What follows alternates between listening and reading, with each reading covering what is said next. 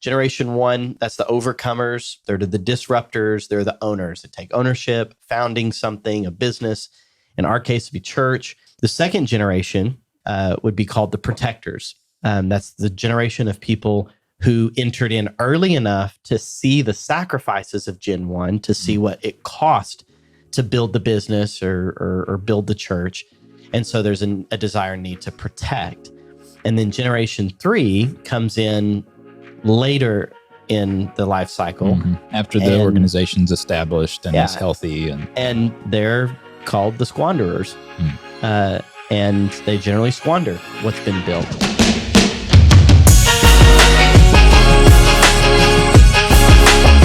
Hey, everybody, we've got a really exciting topic to discuss today. We're talking about generational relationships.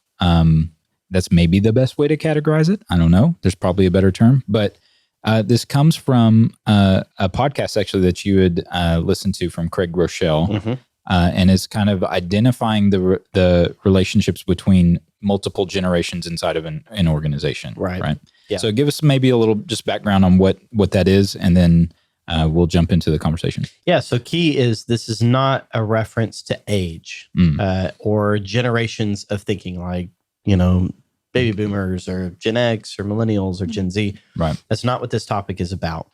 It's about in an organization's life cycle, when you entered an organization in what, if you want to call them era or time period, and Generation 1 would be founders, and then Generation 2 comes in early enough, not being in founding mode, but early enough to see the early stages of things. And then Gen 3 would be after that period where things are more established and sustained.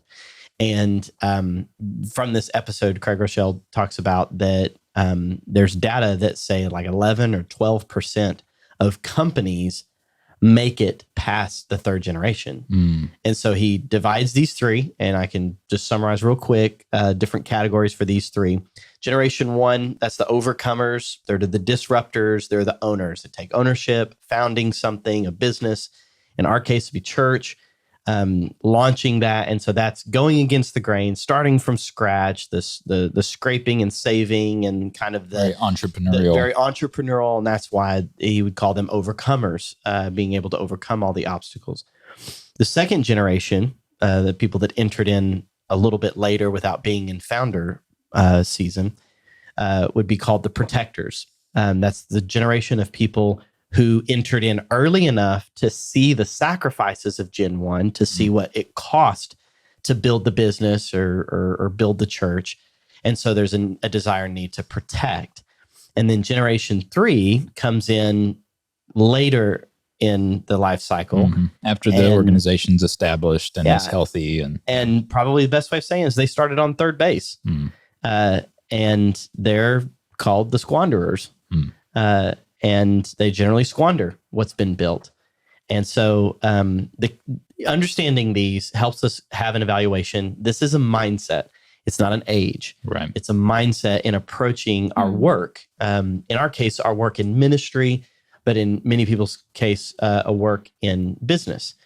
And the big and key takeaway of it, before we really dive into talking this through and its implications, is that you don't get to determine when you enter into an organization or a church or ministry. So you can't change when you entered, but you can change your mindset. You can change how you think. Right. And that's where, whether or not we are Gen 1, 2, or 3, we need to know how to think properly and what's valuable about each generation and how to think properly about that. And in general, be able to take a Generation 1 mindset of still being an owner for things to be sustained over a long period of time. So as a little background on this topic, you covered this in a training for our whole staff as a ministry. We recently had a staff day out at our camp, and you hit on this topic. And I think it was really timely and really relevant for a lot of the people in the rooms, because there's still a handful of those Gen 1s in there who have been here since the beginning, like Pastor Lee and others who have seen this come from literally nothing and to what we have today. And then a large number of people in that Gen 2 category. I think all three of us would fit in that, where we've been here long enough that we've seen our parents struggle, the generation that came before us, like build this thing. And so there's a great sense of respect for that and honor for that, but also a need to guard that. And maybe we're a little less risk, or maybe we're a little more risk averse because of that. And then there is a lot of young people and a lot of new people and a lot of, I say young, it's not age, but a lot of people who are newer to the organization. And so identifying even on the front end of like these temptations to just slip into these default mindsets, I think is really helpful. And I think it can apply in no matter what your context is, whether it's ministry or business or, even in how you relate to your relationships and your family and different things like that. I just think it's an interesting dynamic of how these different generations interact with each other. Right. And so let's maybe start at the beginning, Gen 1. Let's kind of unpack that one a little bit. And then what are the good things? What are the things that we want to take from that? And then maybe the pitfalls of that generation. Yeah. So I was raised by the founder of the church. There was a bit of an early founding before my dad got here, but it really became our church when he came and the elders that were present really merged in vision. And we'd call that, the origin. And that was, we're coming up on 37 years ago. Wow. For that. I was very young at the time, but that founding idea is that like, we're captivated by this idea. If it's a business, you're driven for this certain. You either have an entrepreneurial idea, or you're driven by a certain need, a need to make a difference, a need to address an industry, or that founder mentality, that entrepreneurial mentality has a lot of grit, a lot of willingness to sacrifice, and is willing to disrupt some norm. And then they have an ownership mentality, especially if you were there at the beginning and, you were there in the early stages of building things. And so it is very shoot from the hip. It's costly. You have to sacrifice. You have to go without to see an objective achieved, or to make the next level of income. So you have a tendency for your perspective to be more broad, to be able to care at a deeper level because of the sacrifices that were made. And you're going to think it from a higher perspective as an owner. You're going to take responsibility at a very deep level. So that's probably the strengths of the founders and the generation one, Gen 1 ownership. They're more likely to be open to risk as well, right? Because they had to risk a lot. They had to bet the farm in a lot of cases. And entrepreneurial endeavors are potentially, you're either having to leverage all that you own for something, or it becomes collateral. Yeah.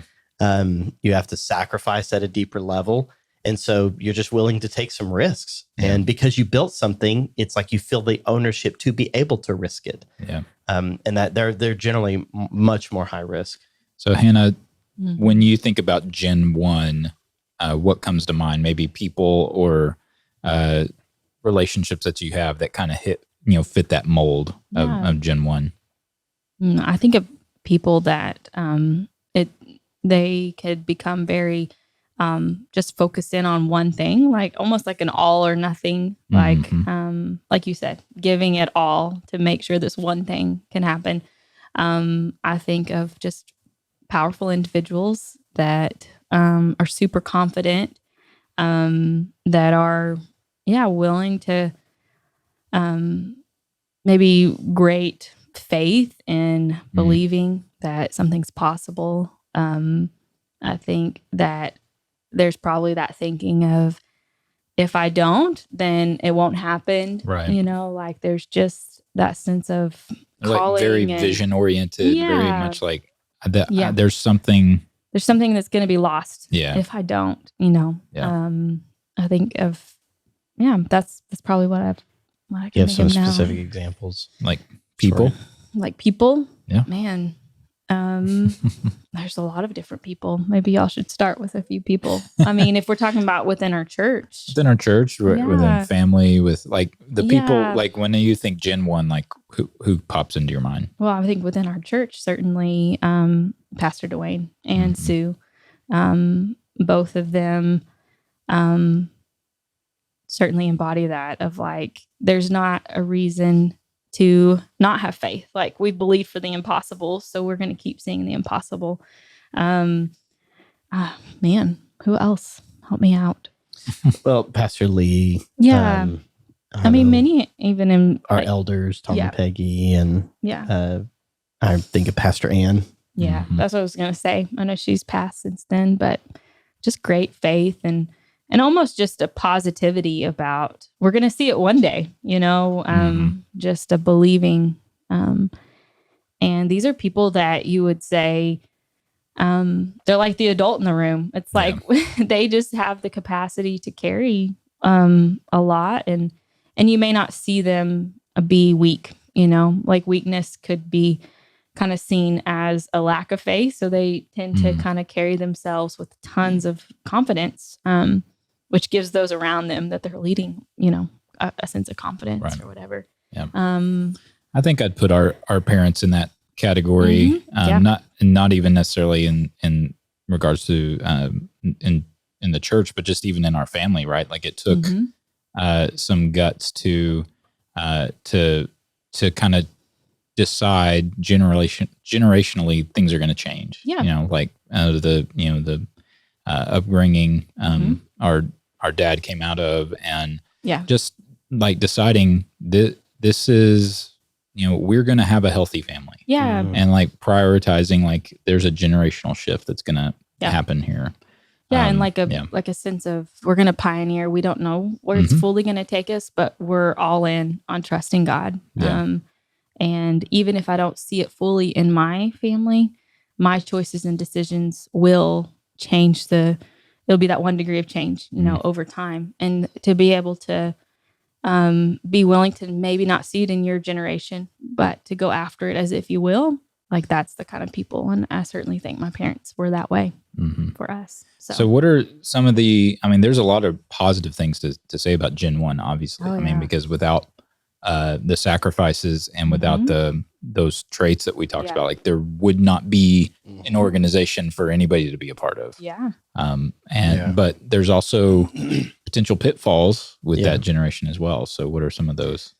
Number one is probably being stuck in the past, to writing prior successes too far. A reference to the good old days, not being willing to change, being willing to risk, but change.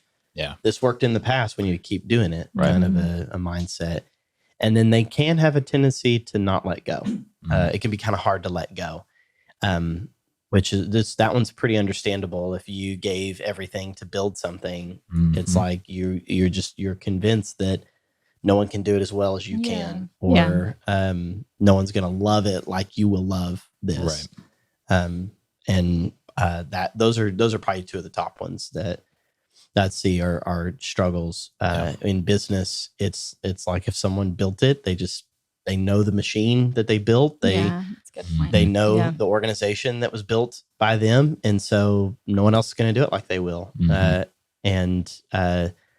Again, adapting. If they took a big risk and made a big change, then change can sometimes be a little difficult if what you did was successful. And so there is sometimes a struggle of maintaining what got you here strategically, or just certain pieces of the business, what got you here, and that won't necessarily get you to the next level.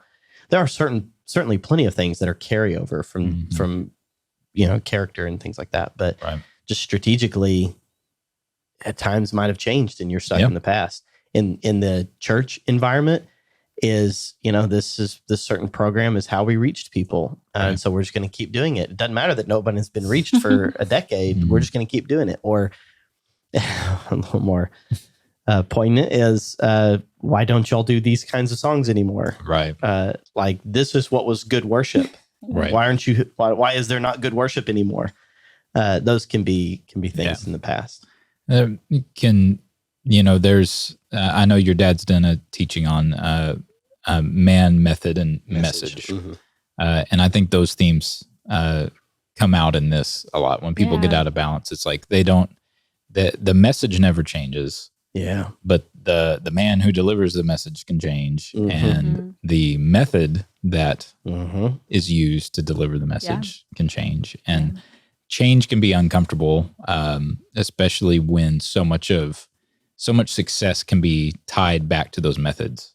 And then all of a sudden when it stops working, it's like identity crisis, Yeah. I think through like some of the things that we used to do, and we found like a ton of like, benefit from them. Like I'm in my world, it's like, production world, like we used to spend a lot of energy and time on video announcements. And that was like the primary way to keep people informed about what was going on in the church. Now, like we could spend that time and invest that energy, but nobody pays attention to it because we live in a different world. And like keeping people dialed in through that method just doesn't work anymore. Nowadays, like people, it's got to be entertaining first, and then you got to sneak the information in as best you can. And then like to do that on a sustainable level, it's like, is that really what we need to be spending our time on? Wow. So that's a good example. It's an example of just like where the culture that we live in, technology changes things, access to information changes things. And it's like, you can't just keep doing the same stuff. Change is and not required. adapt. Yeah. That's good. So Gen 2, spend a little time kind of identifying this one, unpacking it a little bit, and then, some of the strengths and weaknesses of Gen 2. This is the one that we, I think, most identify with, each of us. Very much. It would be considered protectors, meaning that Gen 2 entered early enough into the organization or ministry or whatever to appreciate and respect the sacrifices of Gen 1. That there was firsthand observance of some of those sacrifices and some of what was built. And being in early enough that was participant in future success. So was a part of some of the success building. Maybe not origination, maybe not founding, but definitely continuation of success and building on of success. And so that makes Gen 2 feel responsible to preserve and protect what Gen 1 built. And I think of, for me, when my brother and I were young, I mean, it was not uncommon for a lot of the years for my parents to forego their paycheck at the end of the year to ensure that the other staff members got paid. And so there'd be a couple months where they didn't get paid because at that time, I guess the church, with the end of year and Christmas and all that, people's giving would decrease. And my dad was committed to never manipulate people into giving. And so often we would just go without. There were times we ate out of the food bank because we didn't have it.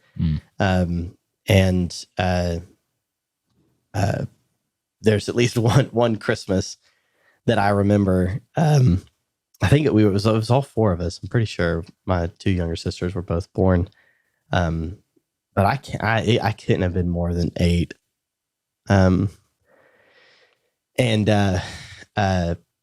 We had nothing for Christmas. But this was still during the time when we would, on Christmas Day, our whole family would drive to people's houses and like probably hit like 50 people on the same day. That was Christmas Day for a lot of visiting families in the church. Visiting families, saying Merry Christmas in person and stuff. And we didn't have anything. And one of the stops, some just very precious people, gave my dad cash for all of us, and we went shopping for our Christmas gift the next day as a family. I still have that, what I bought with that money. I still have it today, 30 years later. So when you're firsthand observing that, you know what it costs. And then like a story we all connect with is the fire. that was kind of a major Gen 1, Gen 2 turnover was what I've seen my parents and the leadership build now is up in flames. What kind of ownership do I have of this? Seeing my dad, have to process and believe and pray through that and handle it. That's my firsthand observance of that kind of sacrifice and pain and faith and trust, and then getting to be participants in rebuilding our church. And was kind of a key mark in all of our lives. Yeah, is where we put our hands to that, and so that's where like Gen 1 and Gen 2 started to co-labor. Was probably after that point, that's part of the reason why, like myself, my brother, all you guys, like we want to protect what's been built here, and we, having observed that and then participated in it, we want to see it continue. But the challenge with Gen 2 is being more risk averse. That we really didn't build all of this from the ground up. Yes, we contributed to some of the success. So taking big risks is more dangerous because we could lose what someone else built. Yeah. And that can Gen 2 tendencies can be to coast, to be rather timid, and not get apathetic, but just be play not to lose. Right. Which almost inevitably ends in losing. Right. Playing it safe. Yeah. That's going to be the biggest challenge that Gen 2 has. Yeah. And so when we think through those challenges, and even reflecting back, like you were saying on the fire, like there was a sense of, ownership that came even from that season, even though like we didn't have any direct skin in the game, even financially. Right.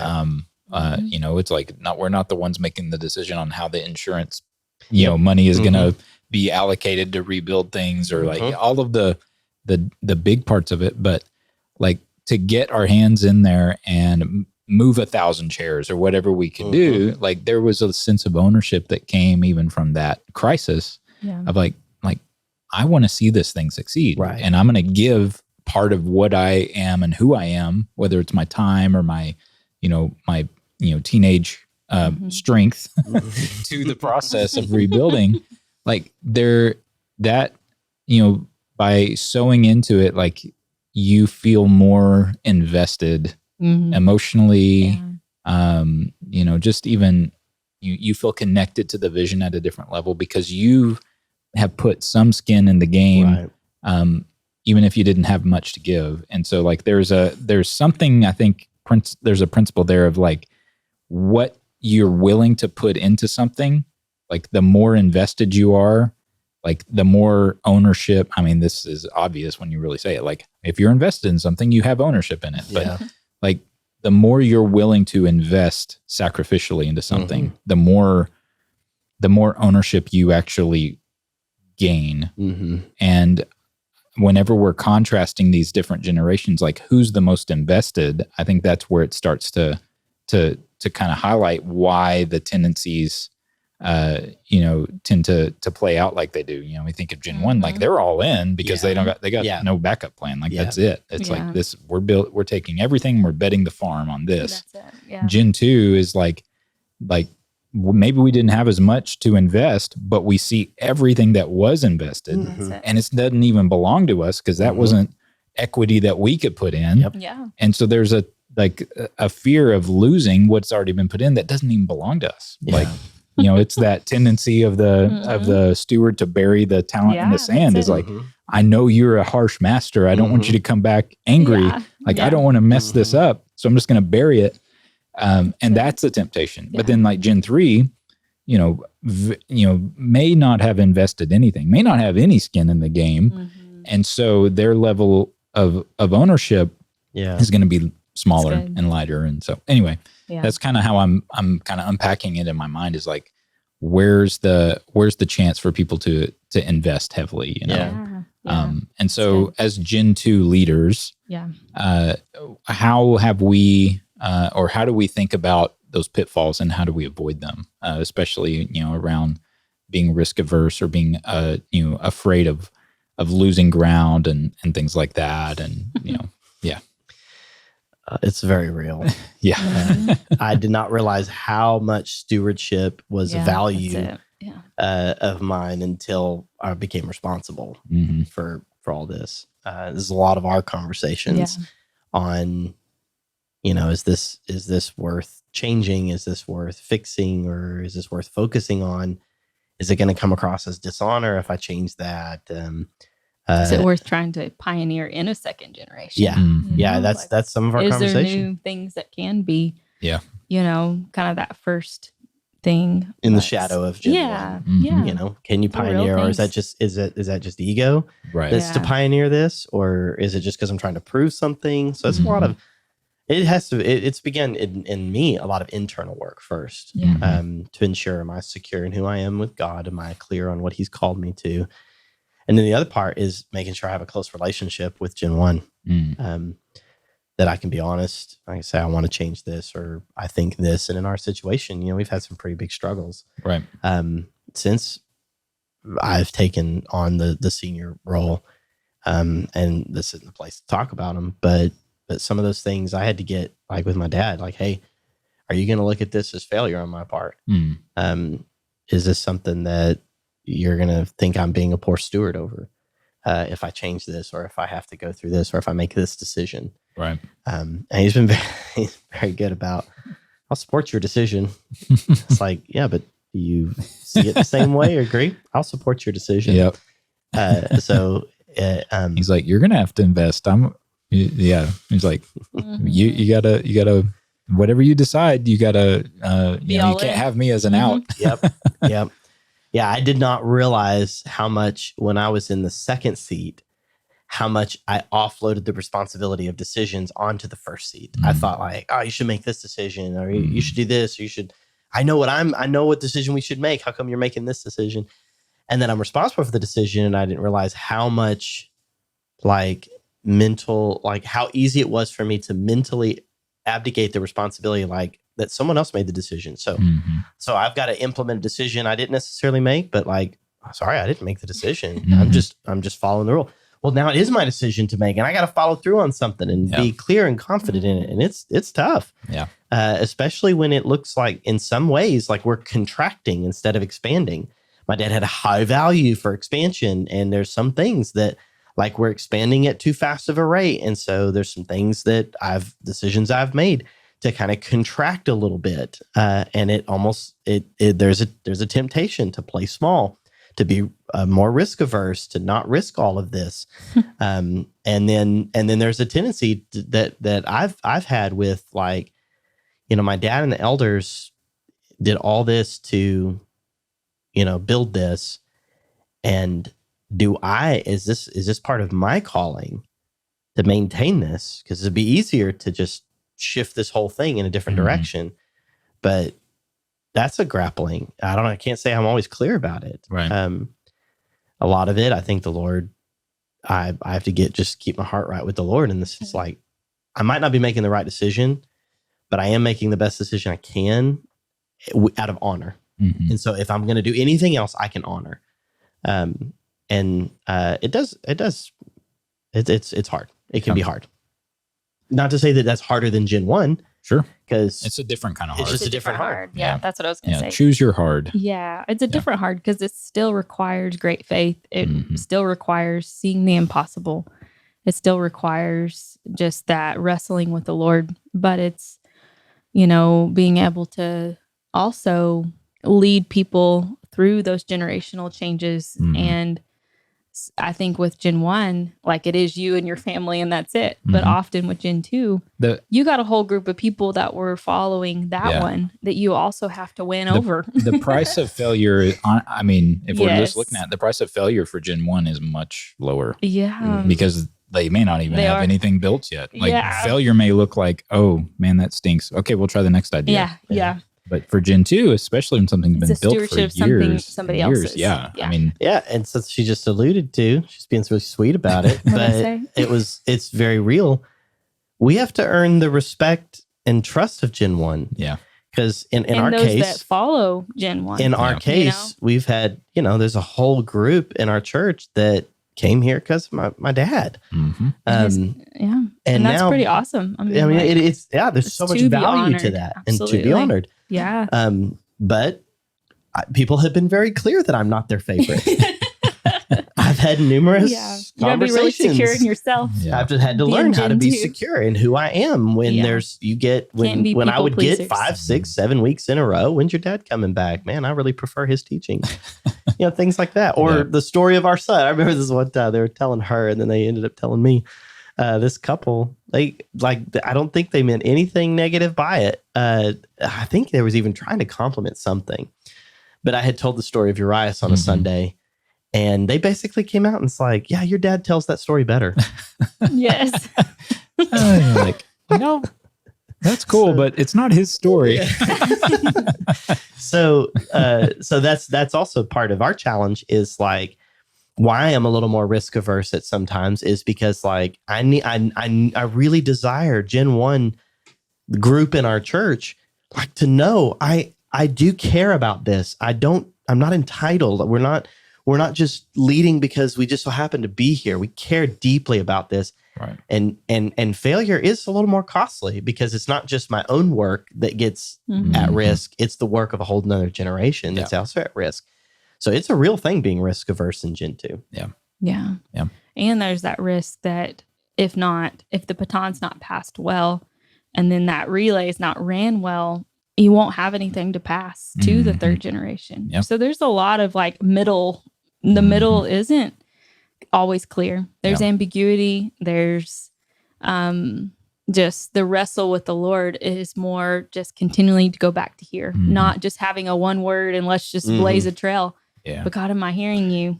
All of those things. And when you're dealing with that multiple generation values, right? It's like winning might look like losing to another generation. That's it. Like when we're actually doing well, it may feel like loss to Gen 1 or vice versa. It's like, and when you're navigating, and leading a large group of people who fall into these different categories, like that can be very difficult because you're wanting to maintain this sense of honor and value for the generation that started it all, but that it can't, it will die with that generation if somebody does not choose to carry it forward. Yeah. Like articulation and translation of something has to happen, because if that doesn't happen, then it will die. Yeah. And I think we talked a little bit about the pitfalls of Gen 1, and I think one way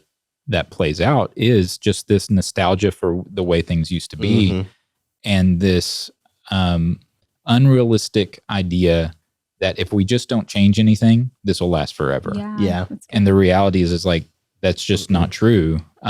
If organizations don't adapt and organizations don't change, they will die. And so, what's worse in the long run for something to like get started, grow really big, and then try to continue on and fail, or maybe not try, just like try to stick with that thing until it dies. Like, how is that a legacy that's celebrated for that Gen 1? But to take a risk on another generation, and to pass that baton, and to see the potential for where things could go for even further, like that, I think is the real heart of Gen 1 whenever it's at its most healthy is like having enough of a vision that goes beyond what I experience in my life, but knowing that the potential for this thing to go even further means I'm going to have to give it away at some point. Yeah. And that's hard. That is hard. That's hard for people. Yep. Yeah. We're going to be right there. And as leaders for Gen 1, being able to be about like seeing that vision come forth, but also the discipleship of the people that will take it into that next generation. And I think that's part of the Gen 2's responsibility too, that may look different, is there's a discipleship just meaning like a walking together, a showing like an together. Apprenticeship. There you go. That's a better word. Of being able to, like a training into the next, not just I hope you've figured it out, by seeing. So, well, let's talk about Gen 3. yeah. Oh boy, Gen 3. These guys, I tell you what, man. We're not talking about Gen Z. Yeah.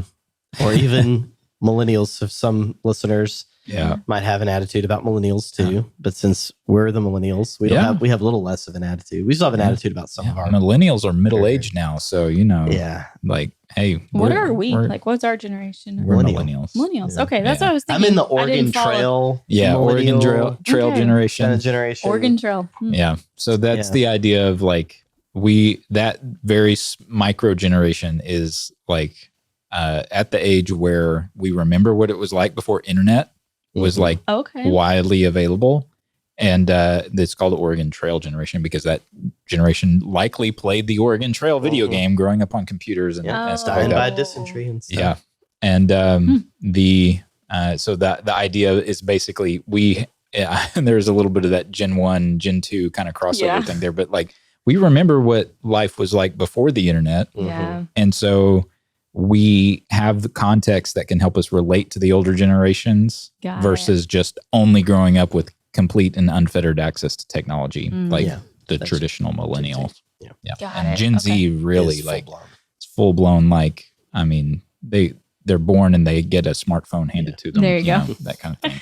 So since we're not talking about that, Gen 3 as squanderers, the way it would be said is Gen 3 has always had the benefits of success without creating the success. Yeah.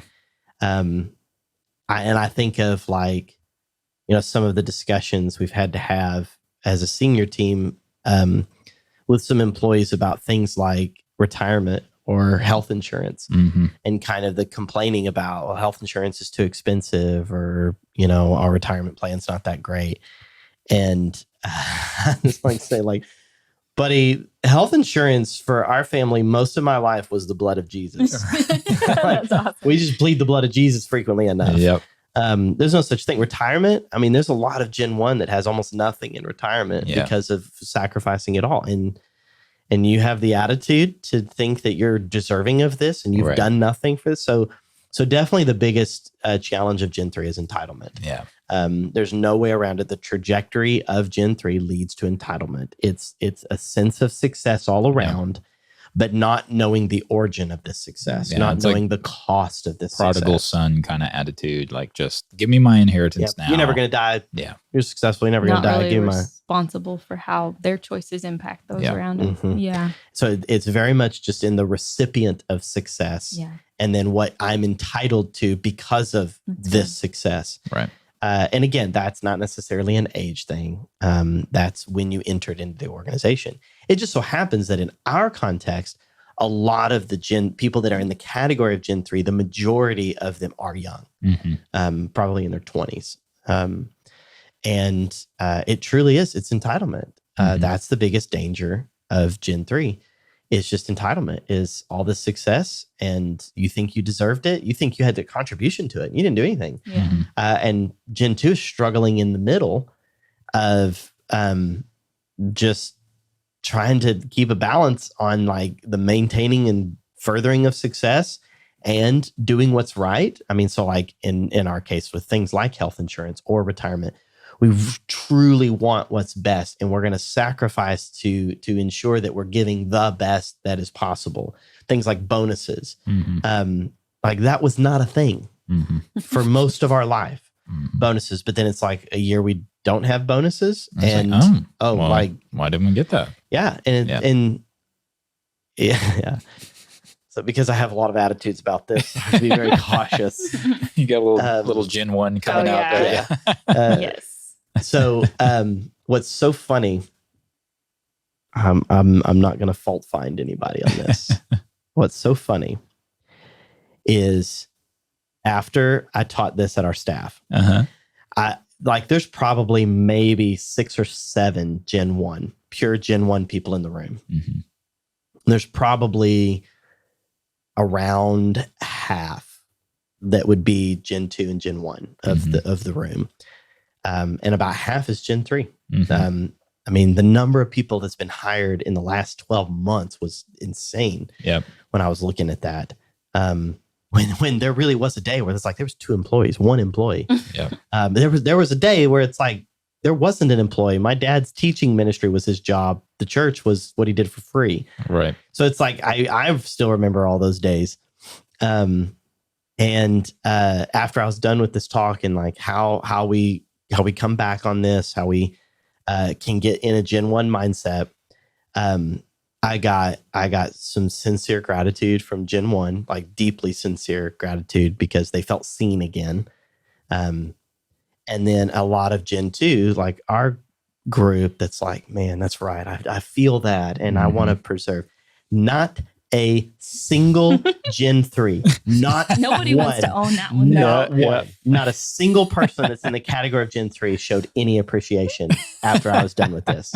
Not one, not even since then. Oh man. Not since then have I gotten any like, hey, that was really good. Thank you. I appreciate it. I can tell my tendency is to do that. Yeah. Not one, not one. Man. That's awesome. And so That's funny. if someone, if a staff member after this episode gets released comes and says, I know you're just trying to butter me up, but That's okay. So is there any redeeming qualities to Gen 3? I can't recall. So they have massive opportunities. Okay. Yeah. There's a budget. Like there's a such thing as a budget. Yeah. So we operated for the first 25 years of ministry on a cash system. Basically, we don't have cash. So we're not going to buy it. Yep. Where, for 5-6 years, we've been progressively moving more and more towards a budget system. And I think we're doing pretty good the last 2 or 3 years. There's a budget. Yeah. So you can take risks. You can, like, there's more that is available to you. Right. There's more opportunity. You don't have to sacrifice all the same things. Yeah. Like, you're not necessarily scraping paycheck to paycheck, wondering if there's going to be money in the account to pay the next paycheck. Like, we actually give our youth ministries a budget. Right. Like, I remember the whole entire time I was in youth ministry, that is not a thing. Yeah. You got paid. That's your budget. Yeah. Like, I got paid. Everything else, anything you do, you got to come up with yourself. And I had all sorts of creative ways to raise money and all this kind of stuff. Well, now we give them a very nice budget. And there's multiple staff members. Not every campus, but sure. So there's a lot of opportunity to be able to continue the success. Right. And that's where the big takeaway is you can't change when you entered the organization. Yeah. Right. We entered in as Gen 2, and there's plenty of people that entered in as Gen 3. Yeah. So you can't change when you entered in, but you can change how you think. So if we're going to change how we think to try to adopt the best traits maybe of these generations, These things, yeah. What are some ways that we can do that? And what can we identify as like, this is what we want to take from Gen 1. This is what we want to take from Gen 2. And if there's any, the opportunities from Gen 3, whatever however it breaks down, because I think that's a helpful way to kind of turn this, is it's good to know these things and to be aware of them. But if we can like take action that helps us recognize our tendencies towards one or more of these things and then turn that in the right direction, I think that'll help, any organization that wants to kind of to work on building this into their culture. So what are the things that we want to adopt from each, and how do we do that? Yeah. The ownership responsibility level and the willingness to take a risk is what we really need. We all need to be like Gen 1 in that way. We all need to be willing to take a risk. We all need to be caring as deep as Gen 1 does, as if you were the owner and founder. You need to think with the same perspective and value that Gen 1 has. And again, the responsibility and ownership of what was built. You need to own it without entitlement, as if you had to pay for it, as if you sacrificed for it. Right. That is definitely the main takeaway of Gen 1. Gen 2, I'd say the desire to protect and preserve is still a very good thing, to be a good steward. It just needs to sit in tension with the risk taking. Right.